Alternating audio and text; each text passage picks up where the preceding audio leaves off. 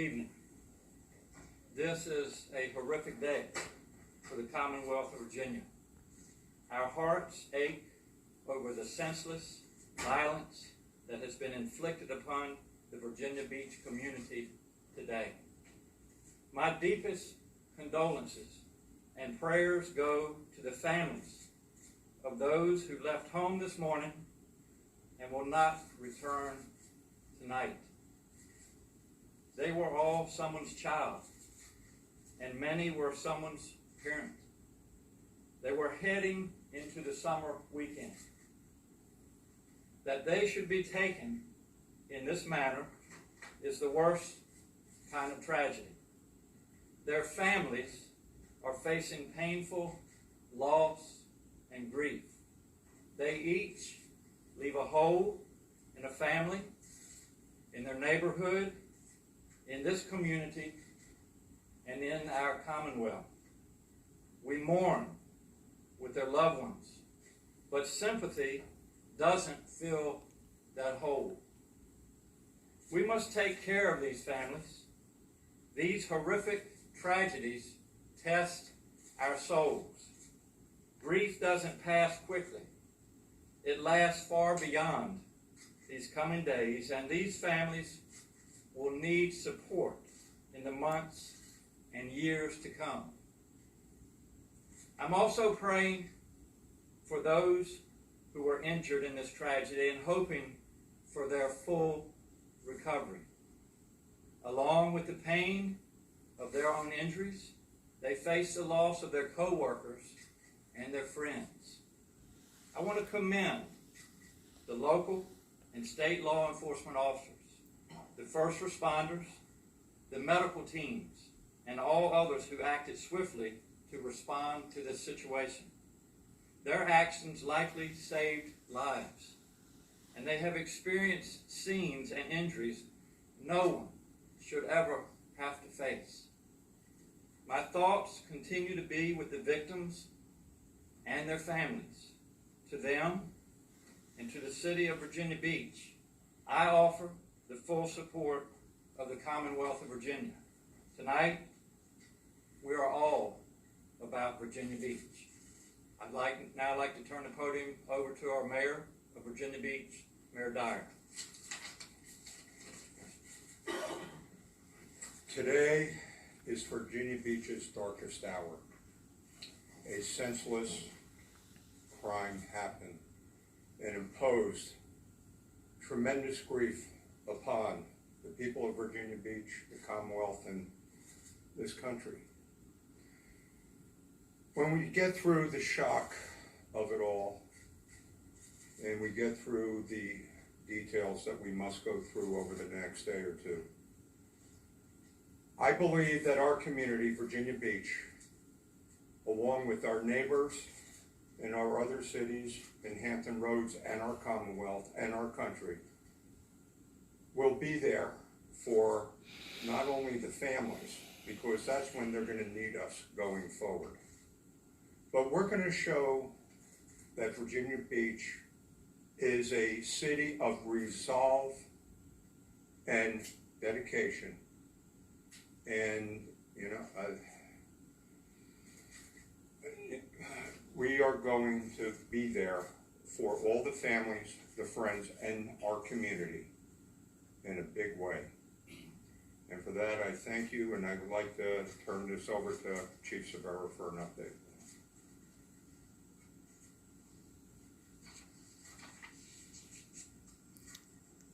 As I said earlier this evening, as we are able to gather more information, we will give that information out. So this is the additional information that I have at this time. Again, it will probably change a little, and it may increase as we move forward as we're investigating this case. Right now, we have a team of investigators, detectives from the city of Virginia Beach, being assisted by forensic technicians from the FBI and the state police in processing this most horrific scene. We are in the process of identifying the victims and making notification to their families. I can tell you that we do have an additional victim to report. We now have 12. One victim succumbed to the injuries on the way to the hospital. We also have 4 additional victims being treated at area hospitals, and we have reports that others may have self-transported. So as we get more information on that, we will begin to release it.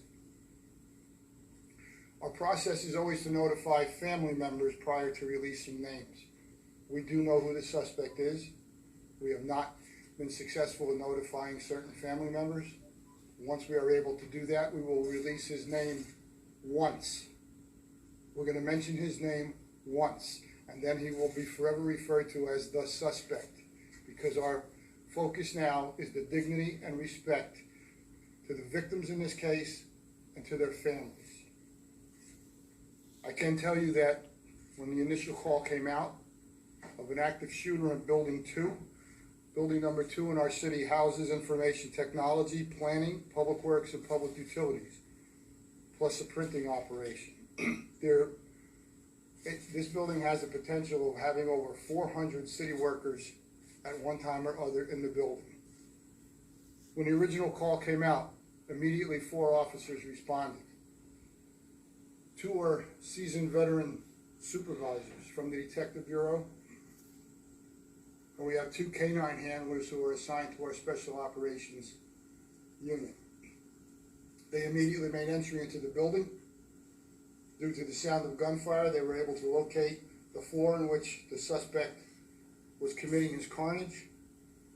They immediately engaged with the suspect, and I can tell you that it was a long gun battle between those 4 officers and that suspect.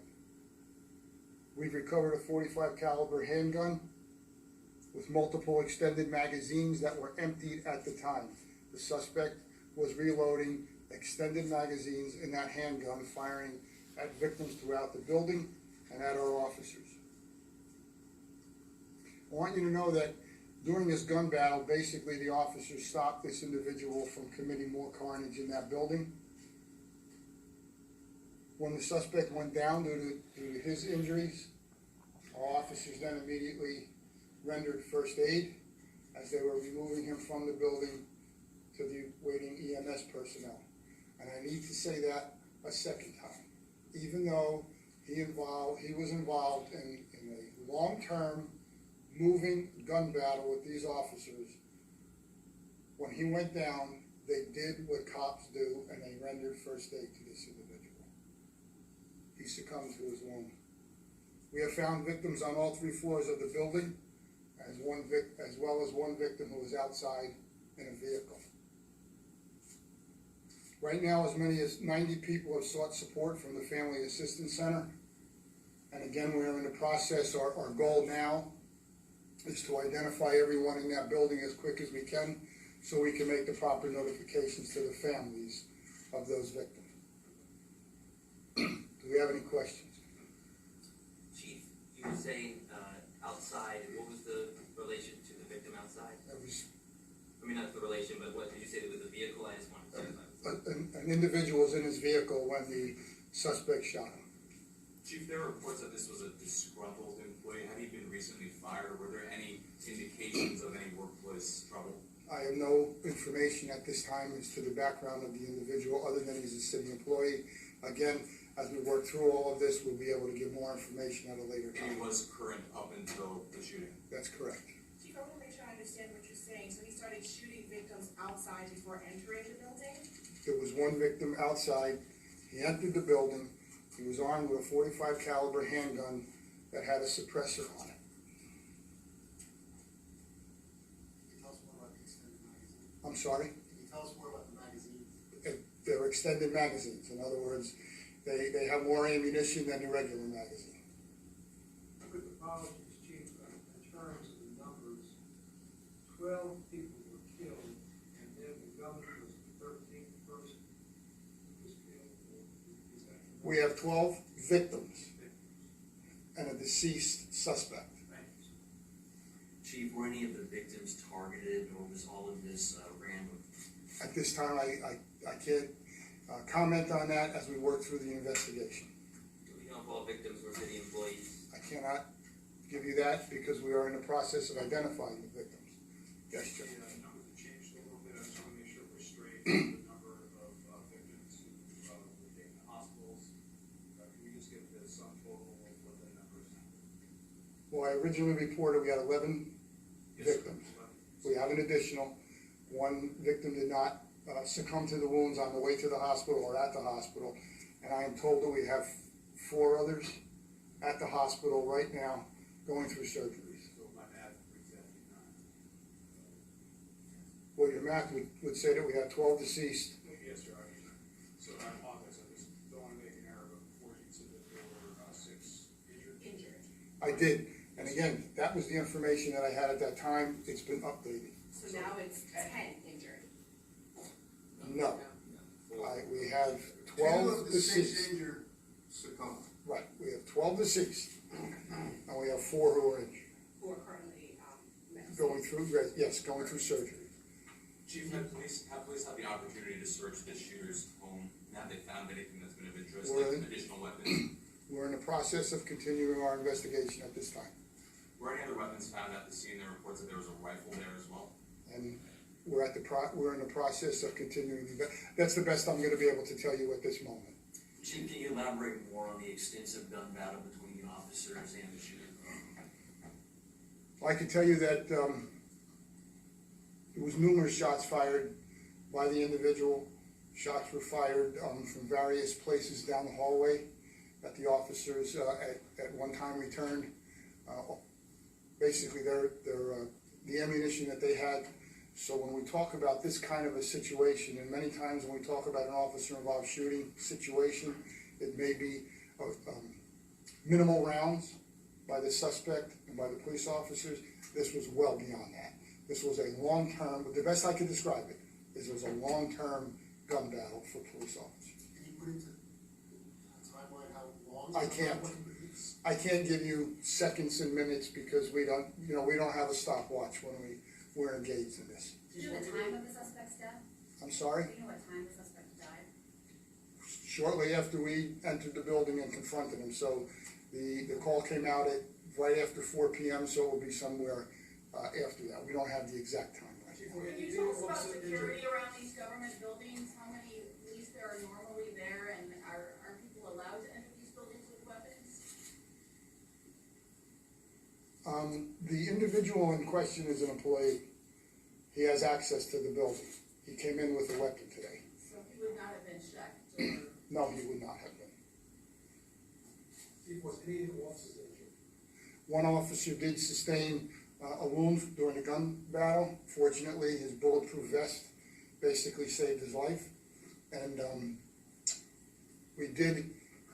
he was tended to at the scene, but then we then brought him to the hospital afterwards to make sure that everything is okay with the officer.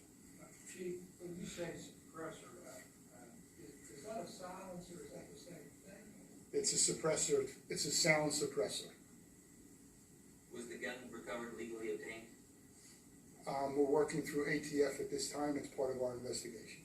And police, has your department recently, I know in the past you have prepared for a scenario like this. I mean, how recently was the last time you prepared for this? We train continuously. We train not only as first responders for police, but we train with fire, and we train with our EMS personnel, because we know that when you have a major scene like this, you're going to need all first responders into that particular area. So we do train extensively, both on what we call tabletop exercises, as well as an all hands-on exercise in a building. So I can tell you that we do train extensively, and how many weeks or months prior, I can't give you the exact number. But our officers and our EMS personnel and our fire personnel are highly qualified, unfortunately, in a situation of an active shooter case.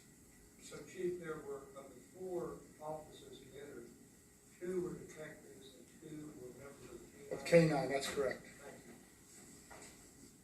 you. Okay, thank you. Just one final thing.